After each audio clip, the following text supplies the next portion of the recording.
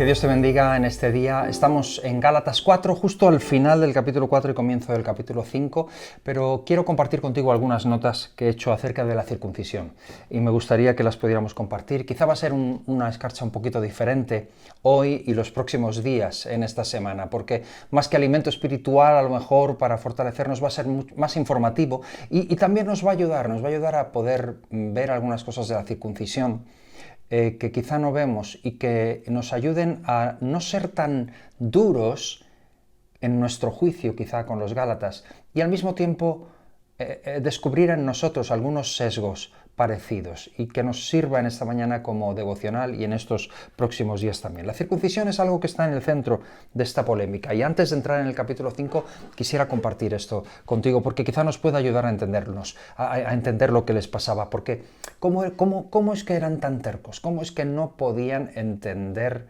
el Evangelio tal y como Pablo lo estaba presentando y lo que Jesús estaba trayendo? Y nos puede parecer eso, que eran tercos, que eran hermanos muy cabezones, que no comprendían algo que a nosotros nos puede resultar muy sencillo. Y por eso quiero dedicar estos próximos devocionales al tema, porque es muy posible que al quedarnos tan lejos temporal y culturalmente hay cosas que no apreciamos igual. Y sin embargo nos puede ayudar a verlo y que nosotros seamos, como dice en Mateo capítulo 13, versículo 52, como ese escriba docto en el reino de los cielos, que saca de su tesoro cosas viejas y cosas nuevas y aprende de ellas y avanza en su vida espiritual con ello. Ok, hablemos entonces de la circuncisión para proporcionarnos una visión más completa de ello. Algunas cosas en esta mañana y dejamos algunas para el próximo día, para mañana y para pasado continuar con estos devocionales. En primer lugar, para empezar, el problema no era un problema nuevo.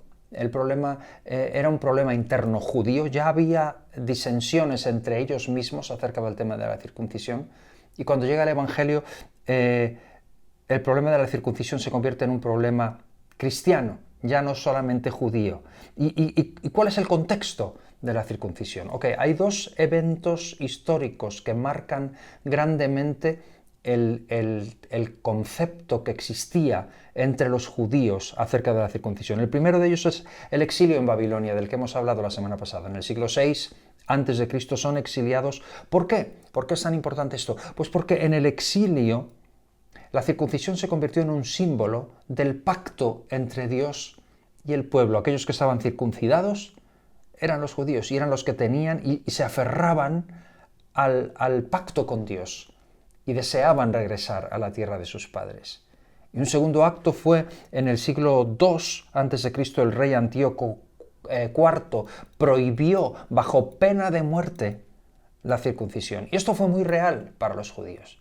Esto es algo que está ahí históricamente y que tenemos que entender y en los libros de Macabeos lo vemos. Se prohíbe bajo pena de muerte la circuncisión y claro, esto hizo que la circuncisión fuese mucho más un símbolo judío. Y más que un símbolo judío, un símbolo para todos aquellos que realmente se aferraban al pacto con Dios y que eran fieles. Y se convirtió en algo absolutamente sagrado para el pueblo de Dios y absolutamente asqueroso y repulsivo para todos los que no eran pueblo de Dios. Entonces era un tema de mucha polémica y luego dentro de los propios judíos había quienes eran más extremistas y quienes eran más tolerantes con esto. Pero claro, cuando llega el Evangelio, ¿cómo admitir ahora en el círculo de los escogidos por Dios a aquellos que no han sido capaces de mantener en tiempos difíciles, en tiempos de persecución, mantener aún a riesgo de sus propias vidas lo que significaba una exigencia de Dios a través de la ley? Entonces no era fácil el tema. Era algo que estaba tan arraigado culturalmente en sus corazones. Y entonces, en los círculos respetuosos del judaísmo era un tema muy fuerte, era incluso más importante y más fuerte que el tema del sábado, el tema del Shabbat, que ellos tanto cuidaban. Era una cuestión que hacía al hombre perfecto el tema este de la circuncisión. Te doy algunas citas judías. Por ejemplo, en el proyecto de ley se dice: cuando Dios mira la sangre de la circuncisión, perdona todos los pecados. O los circuncidados no descienden al infierno.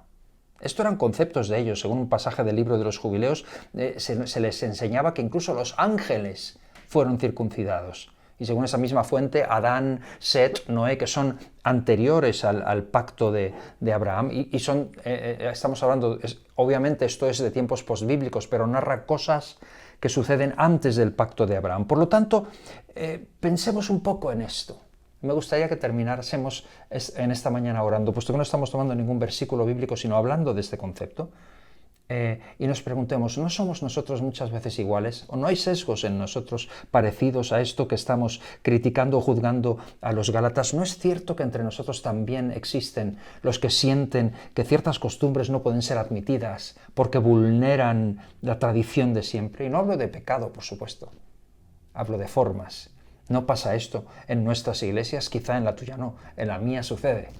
Creo que necesitamos orar por eso. ¿No somos nosotros muchas veces cerrados en nuestras tradiciones, en nuestras mentes? Estamos muchas veces aferrándonos a formas, a tradiciones que nos limitan a la hora de abrir los brazos a aquellos que vienen desde fuera y que quieren conocer a Jesús. ¿No somos a veces como el hermano mayor del hijo pródigo?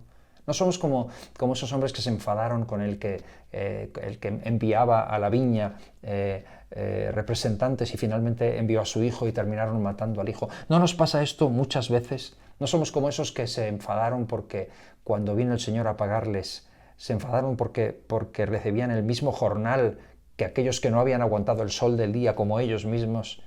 ¿Me explico? ¿Cuántas veces nos sucede esto? Y no digo que tú seas así, digo que yo necesito orar y pedir al Señor que me ayude a veces en este punto. Necesito que Él me dé sabiduría, que Él me dé equilibrio a la hora de juzgar a otros y de llamar las cosas por su nombre, que mi vida nunca reste, sino sume al Evangelio de Jesucristo y en la edificación del reino de Dios. Oramos por esto antes de ir a cualquier lugar o hacer cualquier cosa hoy. Señor, ayúdanos.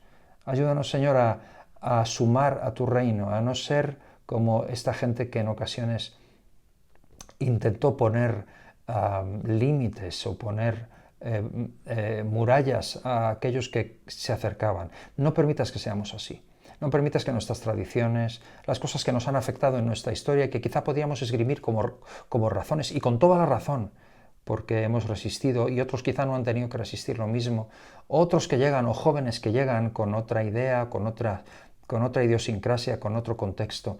Ayúdanos a tener los brazos abiertos, a mirar con tus ojos, a abrazar a las personas que vienen como tú nos has abrazado a nosotros, Señor. Haz que no seamos los nuevos Gálatas de este siglo, de este milenio, Señor, sino que seamos abiertos para todos aquellos que llegan y seamos capaces de transmitir la verdad del Evangelio pura, sin adulterar, sin manchar por nuestras tradiciones y por nuestras costumbres. Tu mensaje para salvar a las personas. Ayúdanos a brillar por ti, en el nombre de Jesús. Amén. Dios te bendiga. Feliz día.